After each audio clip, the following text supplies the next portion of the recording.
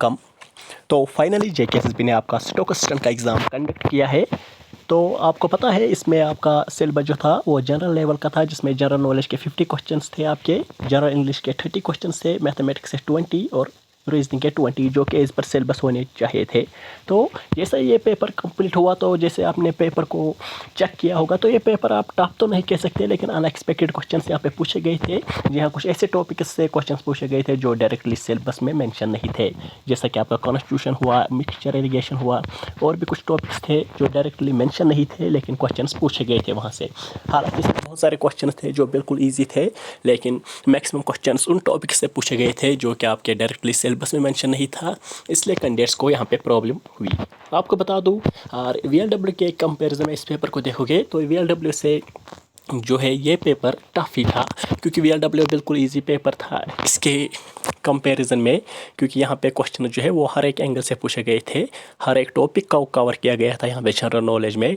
उसके साथ साथ इंग्लिश भी इसमें अच्छी लेवल का रखा गया था, मैथमेटिक्स में भी आपके मेंसुरेशन के क्वेश्चंस भी पूछे गए थे, और बेसिक मैथमेटिक्स में क्वेश्चंस थे। रीजनिंग थोड़ी सी स्लाइटली इजी थी, लेकिन वहाँ पे भी अच्छी लेवल के क्वेश्चंस पूछे गए थे। तो वीएलडब्ल्यू के कंपैरिजन में ये पेपर जो है कैंडिडेट्स को टफ लगा, इसमें अनएक्सपेक्टेड क्वेश्चंस थे, इसलिए इसका जो है सिलेबस के अकॉर्डिंग जिस कैंडिडेट ने पढ़ा था तो उसको यहाँ पे प्रॉब्लम हुई होगी।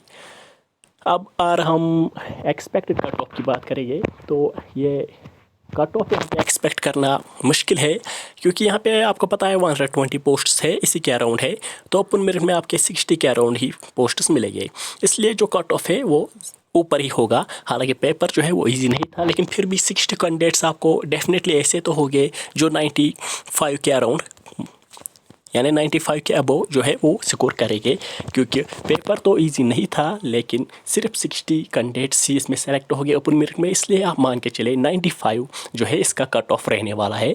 आपने देखा था वीएलडब्ल्यू का कट ऑफ जो है वो 89 हुआ था, जिसमें अराउंड 600 पोस्ट्स थे ओपन मेरिट के।